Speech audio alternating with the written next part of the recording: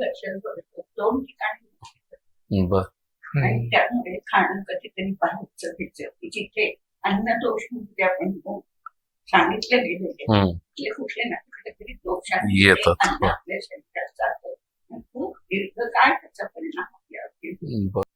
आणि एक होतं पहिल्यापासून आजपर्यंत आईंनी काहीही सांगितलं मी कधीही त्याचं हे केलं नाही ते सांगते. हो आई म्हणायचं तसंच करायचं.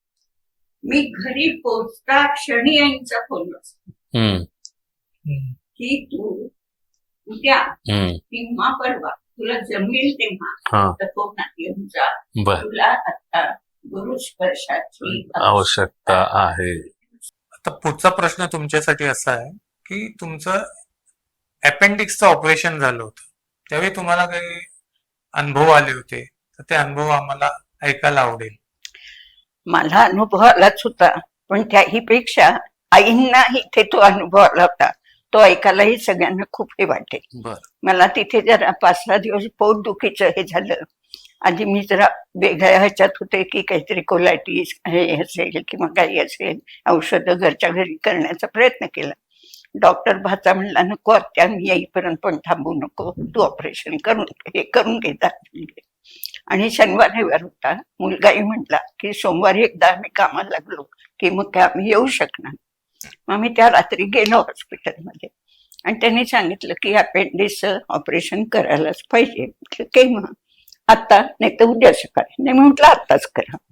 रात्री 8 ते 10 आता ऑपरेशन चाललं. त्या ऑपरेशनच्या वेळेला मी फक्त आईंचा गुरुमंत्र आणि आपलं जय गणेश कंटिन्युअस माझं मनात चालू होतं. ऑपरेशन झालं ते सगळं मला कळत होतं. आणि नंतर मग दुसऱ्या दिवशी मला घरी सोडलं. पहाटे 4 वाजता मला असं वाटलं की आता आईंचा आवाज आपण ऐकला पाहिजे म्हणजे आपल्याला खूप छान वाटेल. म्हणजे तिथे पहाटे 4-4:30ला इथल्या दुपारी 4ला मी फोन करत होते.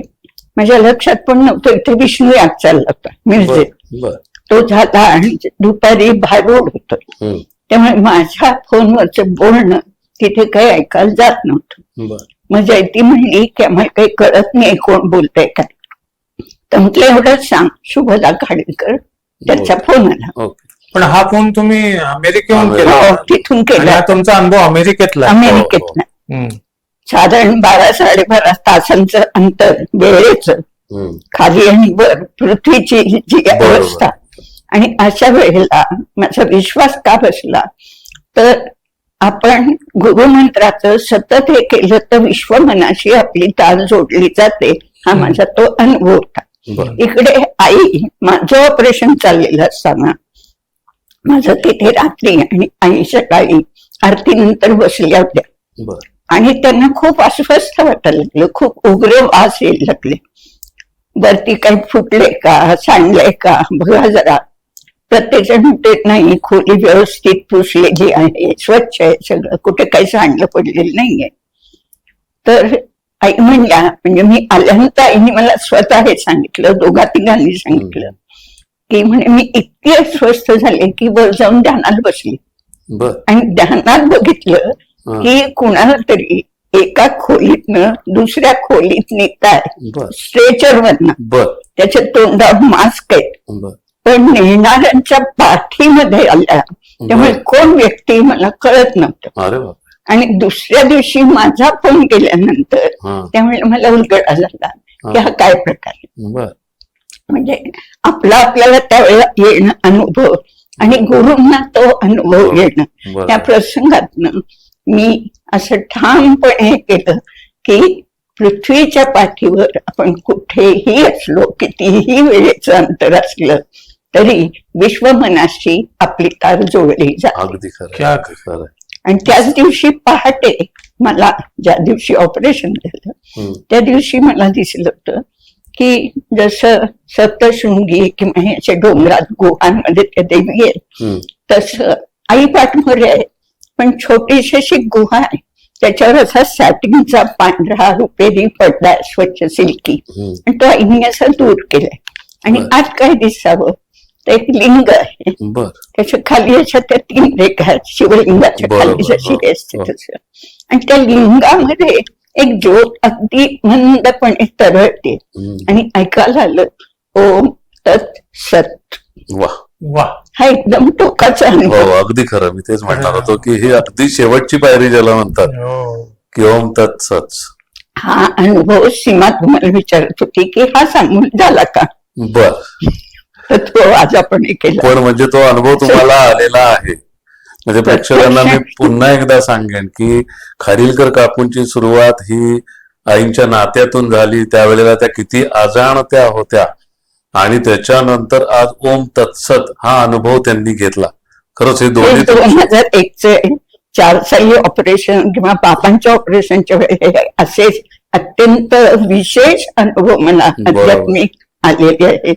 पण आपल्या जवळ आता वेळेप्रमाणे बाकीचंही काही सांगणं आवश्यक आहे. बरोबर. आईच्या व्यक्तित्वाचे बदल किंवा त्यांचं कार्य काय आहे हे आपण सांगणं बरं. आवश्यक आहे. आईंचं तुमचं एक विशेष नातं होतं. हा एक तर ते आपण बघितलंच की तुम्ही सुनबाई होता, त्यामुळे आईंनी वेळोवेळी तुम्हाला काही गोष्टी सांगितल्या असतील. तर त्यातली मला आज मुद्दाम इथे एक गोष्ट घ्यावीशी वाटते की आईंच्या ओंकाराचं, फक्त ओंकार ऐकल्याने काय घडू शकतं तो अनुभव आम्हाला जरा सांगा. आईनी पहिलं शिबिर होतं आणि त्या शिबिराच्या वेळेला मोठ्यांचं आणि लहानांचं एकत्र शिबिर घेतलं गेलं होतं. निवासी शिबिराचा आईची जी कल्पना की बायका एरवी प्रवचन ऐकतात किंवा काही कार्यक्रमांना जातात, बाहेर पडल्या की त्यांना संसाराचे भुंगे लागतात, तर तसं नको व्हायला, इथे राहिलं पाहिजे आणि त्यांच्या मागचं संसाराचं हे जे जंजाळ आहे ते काही प्रमाणात कमी व्हावं हा त्या मागचा आईचा उद्देश जसा मोठ्यांसाठी होता तसं लहान मुलांसाठी काय होता हे या ओंकाराच्या साठी सांगायचं. अगदी लहान लहान मुलं आई वडिलांबरोबरच होती, त्यांना कुठे ठेवायचा प्रश्न होता म्हणून दोन्ही शिबिरं एका वेळी घेतली. तर काही मुलं 5-6, 4 वर्षाची पण होती आणि एकेका खोलीत 3-3, 4-4 मुली किंवा 3-3, 4-4 मुलं आणि आम्ही सगळ्या कार्य करणाऱ्या ज्या बायका होतो त्या त्यांच्या आया बनलो होतो. पहिल्या दिवशी आईंच्या तिथे आपल्या आई वडिलांना सोडून राहणं मुलांना तयार नव्हते, पण शेवटच्या दिवशी आजी म्हणून आईंना सोडायला मुलं तयार नसायची, रडायची, आई वडिलांना जा तुम्ही घरी जा असं सांगायची. तर तेव्हा आम्हाला सगळे कार्य करताना पुढे बसवून घेऊन ध्यान पण करायला लावलं होतं आणि त्याच वेळेस एक मुद्दाम सांगितलं होतं की तुम्ही काय करा, सगळ्या मुलांना पहाटे 4:30ला ध्यानाची वेळ असायची, सगळ्यांना उचलून आणून माझ्या पुढे बसवायचं, मग त्यांना परत जाऊन झोपू दे खुशाल, काही हरकत नाही. का, माझा ओंकार त्यांनी ऐकला पाहिजे आणि तो या जन्मात नाही त्यांना उपयोगाला आला तरी पुढल्या जन्मात त्याचा खूप त्यांना फायदा होणार. हा जो काही आईचा दृष्टिकोन होता. आईंना सगळी तरुण पिढी, छोटी मुलं या मार्गात लवकर यावी असं वाटत होतं. आणि जे आपण म्हणतो की अध्यात्म त्याला वयाचं हे नाही, बंधन नाही, अगदी जेवढ्या लवकर तुमच्या आयुष्यात सुरुवात होईल तेवढी ती अतिशय चांगली आहे तुमच्या प्रगतीसाठी. तर ते त्यातनं म्हणजे ते मला परवाच्या नंतर इतकं आतून आठवलं, म्हटलं हे तर सगळ्यांपर्यंत पोहोचलंच पाहिजे. बरोबर. या निमित्ताने मला दर्शकांना एक नक्की सांगावंसं वाटेल की आईंनी त्या लहान मुलांना हे सांगितलं की तुम्ही किमान यांना ओंकार ऐकवा, तो यांना ह्या जन्मात नाही तर पुढच्या जन्मात उपयोगी पडेल. म्हणजे आपल्या आई, आपल्या सद्गुरू ह्या किती मोठ्या होत्या की आज आपण साधकांनी इथं काय केलं पाहिजे की आपली तरुण पिढी कदाचित ह्या अध्यात्म मार्गात येऊ शकत नाहीये, ते बिझी आहेत, पण आईंच्या काही गोष्टी, आईंचं ध्यान म्हणा, आईंनी सांगितलेलं आईंचं सत्संग म्हणा, आईंची प्रवचनं म्हणा, ही अवश्य त्यांच्या कानावर पडतील ह्याची जर आपण खात्री केली तर आपली मुलं अध्यात्म मार्गामध्ये आईंच्या मार्गावर नक्की येईल. याचं हे एक जिवंत उदाहरण जे खाडीलकर काकूंनी स्वतः अनुभवलेलं आहे. आता पुढचा एक प्रश्न आहे सुनबाई सासूबाईंचा आहे. तर आई एकदा म्हटल्यावर त्या सुनबाईंनी दिवे लावले, तर काय दिवे लावले? आई जरा नर्म विनोद करायच्या, शाब्दिक खोट्या करायच्या. तर त्रिपुरी पौर्णिमा होती आणि मी ते 108 तिकडच्या ज्या पणत्या असतात ना पांढऱ्या शुभ्र अल्युमिनियमच्या, आणि त्याचा प्रकाशही छान पडतो, आणि मुख्य म्हणजे बाहेर कुठे ते हे होत नाही, म्हणजे घाण होत नाही. तर ते मी खाली सगळीकडे आणून लावले होत्या आणि भीत यांच्या खोलीत गेले. का खरंच माझ्या मनावर सासूबाई आणि सुनबाई हा हे होता, म्हणजे नातं पण होतं. पण हे शेवटपर्यंत होतं? त्याचा अर्थ मी सुनबाई या शब्दाचा मी काय घेतला तो नंतर सांगते, म्हणजे आयुष्यभर आणि अगदी सुरुवातीपासून पण. तर त्या दिवशी म्हटलं आईना आवडेल की नाही कोण जाणे, पण विष्णूच्या ह्याच्या पुढे यांच्या त्या देवगृहापुढे एक पंथी लावली आणि यांच्याकडे आली बघत बघत खाली उतरायला लागले. आईने बघितलं आमच्या सुनबाईने दिवे लावले आणि मग मला म्हणतात, अगं मी चांगल्या अर्थाने म्हणते, कारण मी चमकून बघायला लागले सुनबाईने दिवे लावले म्हणजे काय, कारण दिवे लावलेचा अर्थ फार वेगळा असतो. पण त्या अशा विनोदी खूप बोलायच्या, त्यातनं खूप सूचकपणा असतो. हा दिवा लावणं हा इतरांच्या आयुष्यात प्रकाश निर्माण करणं आहे, आणि तो प्रकाश आईनी तर आपल्या सगळ्यांच्याच आयुष्यात केलाय. आणि जणू काही मला ते सांगितलंय की सुनबाईंना पुढे दिवे लावायचे. आणि सुनबाई या शब्दाचा तुम्ही काय अर्थ काढला? आई एक दिवस नाश्ता करायला त्यांनी मला वर बोललो होतं, ताईंचा काही तालपीठ लावायचं होतं का काहीतरी करायचं होतं, मी ते करत होते, तयारी लावत होते. आणि स्वामीजींचा वर फोटो होता, तिकडे बघत आई काय म्हणल्या, आज ना सासरे बुवांनी मला असं सांगितलं. तर स्वामीजींना आई सासरे बुवा म्हणत होत्या, आणि मी त्यांची नात्याने सुनबाई असले तरी मी अर्थ तो घेतला होता की गुरूंची प्रत्येक आज्ञा सासू सासऱ्यांचं जसं आज्ञा पालन करायचं तशी केली पाहिजे. आणि मी ते आयुष्यभर केली.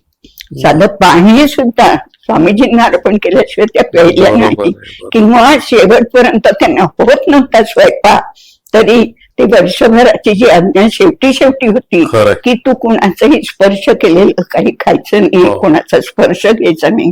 लोक तास पुढे नुसती बसून राहायची, विशेषतः याला नौबादला वगैरे जाणारे जे गटाने यायचे. आणि आई म्हणायच्या कुणाला काही विचारत नाही, मी त्यांच्यासाठी इथे बसलीये. पण एक वाक्य फार मिस्किलपणे आई वापरायच्या, सगळे निशंक झालेले, कुणाला काही शंकाच नाही विचारायला अध्यात्मातला, पण सत्यात पण खूप खोच होती. तर असं विनोदी बोलणं आईचं खूप होतं. पण त्याच्यामध्ये पण शिकवण ही नक्की खूप असायची. त्या बाईंचं मी सांगते एक उदाहरण. एक बाई आल्या अशाच कुठेतरी दुसरीकडे चालल्या, ते वाटेत आल्या, आईचं दर्शन घ्यायचं. आणि दर्शन शब्दाचा अर्थ पण आईने वेगळा आपल्याला सांगितला होता की तुम्हाला काहीतरी तिथे असं जाणवलं पाहिजे, तो साक्षात्कार की यांच्याकडे असं काहीतरी आहे या व्यक्तीमध्ये, ही सामान्य व्यक्ती नाहीये. आणि तिथे आपल्याला शांत वाटतंय, आपलं आतलं सगळं बाहेर पडतंय. या अर्थाने तुम्हाला जेव्हा जाणीव होईल ते खरं दर्शन. पण जनरली माणसं देवदर्शनाला जातात, तिथे पोलीस पण बराबर बाजूला करत असतात, जा पुढे जा, जेमतेम काहीतरी पेढे ठेवायचे, फुलं घालायची की चालले. ती देवी किंवा देवता, तिच्यातलं देवत्व, त्याची जाणीव होणं हे दर्शन आहे. आणि हे आईंच्या पाशी बसलेल्यांना अनेकांना आधीपासून जाणीव झाली होती. त्यामुळे काय त्यावेळी एक सामान्य स्त्री होत्या, हातात पेढ्यांचा बॉक्स घेऊन आल्या होत्या. पण त्या पटकन काय म्हणाल्या, खूप अडचणी संसारातल्या सांगितलं की ते अमकं असं होते, मग तसं होते, सासूची बघत नाही, मुलगा परीक्षेला बसलाय तो अभ्यास करत नाही वगैरे वगैरे. आणि मग ते तेवढं मध्ये म्हणजे मग मी आई तुमच्याकडे येऊन त्यांना हे सुरुवात करेन अध्यात्माच्या मार्गात. म्हणजे अट होती आईपाशी. आणि त्या बॉक्स मधला एक पेढा आईच्या हातात ठेवला. आम्ही पुढे बरेच जण बसलो होतो. त्यातून उतरून खाली जायचे पहिले पायदरी बळले. आई हळूच आमच्याकडे बघून हसत मिस्किलपणे म्हणल्या, या एका पेढ्यात देवाने तरी काय काय करायचं. अगदी खरं. म्हणजे हा एक विनोद आहे, पण हा एक टोला पण आहे असं मी म्हणेन की आज आपणही अनेक देवळामध्ये जातो, नारळ वाहतो, पेढे वाहतो आणि त्या देवाला भेटीच धरतो. पण आईंची शिकवण अशी होती की त्या देवाला ओळखा आणि जे खरं प्राप्त करायचे ते खरं प्राप्त करून घ्या. अगदी बरोबर. आईने एकदा तुम्हाला सांगितलं होतं मौनी बाबांकडून मौनी शिका. हा काय प्रकार होता? बाबांचं नाव मुकुंद होतं बर. आणि ते खूप बोलायचे नाही, शांत बसून राहायचे. बाबा म्हणजे माझे तुमचे मिस्टर मिस्टर. मुकुंद हा. खाडीलकर. बर. तर त्यांच्या नावाची पण हे केली, त्यांनी कोटी केली. आईंनी त्यांना सांगितलं मूक आनंद घ्यायला सुरुवात कर. वा. आणि या मौली बाबाकडनं सगळ्यांनी खरं म्हणून शिका हे आईने सांगितलं होतं. दोन्ही त्यातनं व्यक्त होत होतं. राजवाडे काकांना एकदा सांगितलं होतं, ते सेवकांसाठी 2 खोल्या बांधायच्या होत्या आणि त्यांनी त्याच्यावरती देखरेख करायची होती. राजवाडे तपोवनातल्या खोल्या आहेत, राजवाडे बांधायचे नाही. वा. म्हणजे सूचकता, गुढ आणि विनोद. समय सूचकता, हजरजबाबीपणा आणि विनोद यांचं एक कोटी आई करायच्या आणि याचा सगळ्यांनी अनुभव घेतलेला आहे खरं म्हणजे. फारच छान. आणि तपोवनामध्ये एकदा पपईची झाडं सुकली होती, तो काय प्रसंग होता? अगदी सुरुवातीला 4-5 झाडं पूर्ण कोळपून गेल्यासारखी हे झाली होती आणि आईंचं सामर्थ्य आम्हाला असं दिसलं होतं की आहे ते संपू द्यायचं नाही, ते आपल्याला टिकवता आलं पाहिजे, ते वाढवता आलं पाहिजे. आणि म्हणून त्यांनी काय केलं, संकल्प केला आणि रोज 1 टक त्या झाडांकडे त्या बघत होत्या. हे मी बघितलेलं आहे. आणि 15 दिवसात ते झाड इतकं तरारून हे झालं, पानं नवीन फुटली, त्या पपयाच्या आत सुकलेल्या होत्या, त्या पण रसदार बरी वर्ष मोठ्या होत गेल्या. हा जो काही जी खरी संचेती म्हणते मी आईंना, की ज्या तुम्हाला चेतवतात, तुम्हाला चैतन्य देतात, संजीवन देतात, या अर्थाने आपण त्यांच्या सहवासात अमृत पितो. वा. वा. खूपच छान असा तुमचा अनुभव. बरं, डॉल्फिनचा तुमचा एक अनुभव फार ऐकण्यासारखा आहे ध्यानातला, त्याविषयी सांगा. ह्याच्या काय झालं, जाणवलं असं मला की एका पाण्याच्या प्रवाहातनं 2, मी स्वतः जाते आणि दुसरंही, अंगावर आपण जसं कपडा साडी किंवा घेतो तसं माझ्या अंगावरती डॉल्फिनचं ते हे आहे, मीच डॉल्फिन आहे. बर. आणि दुसरी पण 2 आहेत डॉल्फिन. म्हणजे मी समजले नंतर जेव्हा अर्थाईनं विचारलं तेव्हा म्हटलं 1 मिनिट आहे, मला नक्की माहितीये. आणि दुसऱ्या तुम्ही होतात, गुरु होते म्हणजे माझ्याबरोबर. बराच काळ असं पाण्यातनं आम्ही पोहतोय आणि त्यानंतर एकदम हवेत तरंगतोय किंवा उडतोय, खूप जोरात, खूप काळ चाललं होतं असं. त्यानंतर काही काळाने असं जाणवलं की आम्ही कोणातरी दोन्हीही मदत करतोय आणि अनेक ठिकाणी आम्हाला ईमेल सदृश असे काहीतरी मेसेजेस येत आहेत. बर. आणि त्याप्रमाणे आम्ही करतोय. आणि एकदम मी जीवभावावर आले, कुठेतरी कुर्ला स्टेशन तशी खाली उतरते आणि म्हणते आत्ता बाबांजवळ मोबाईल असता, तुम्ही कळलं असतं मी इथे आहे. तर त्याचा अर्थ आईने काय सांगितलं हे तुम्ही आईनं जाऊन सांगितलं? हो हो. बर. आईने सांगितलं, म्हटलं मला असं असं दिसलं.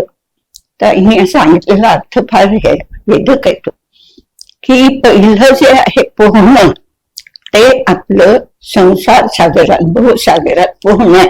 पण ते कसं असतं, मनाने नसतं. आपण प्रयत्नपूर्वक पोहत असतो की मला तिथे पोहोचायचं आहे, मी इथे माझा पाय हे होता कामाने वगैरे. पण नंतरचं जे हवेतलं आहे तरंगणं, ते शरीर माध्यमात नाही आणि त्यामुळे ते सहज होतं. तर शरीर हे योगाचं माध्यम कसं, हे आईने त्यातनं स्पष्ट केलं. वा. आणि वरचं उडणं हे सहज का होतंय, तर तिथे मन नाही, नमन अवस्था होते. वा. फारच छान. प्रयत्नपूर्वक नाही, म्हणजे त्या जे अर्थ सांगायचे ना त्याचे, अगदी बरं. ते तर मला इतकं काही अपील व्हायचं. आणि हे मी नंतर विसरून गेले ते. आणि आपली शिरी जोशींची बायको सुवर्णा, ती 2 दिवसांनी मला विचारायला लागली, तुम्ही काय करता साधना? म्हटलं का ग? नाही म्हणे, आई सांगत होत्या तिची कमाई किती आहे बघा. तर म्हटलं काही नाही, असं असं झालं. मी आईनं विचारलं, असे 2-3 त्यावेळेचे काहीतरी अनुभव मी सांगितले.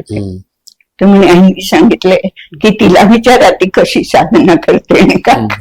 तर हा जो अनुभव होता ना, मला सुद्धा अजूनही होतो.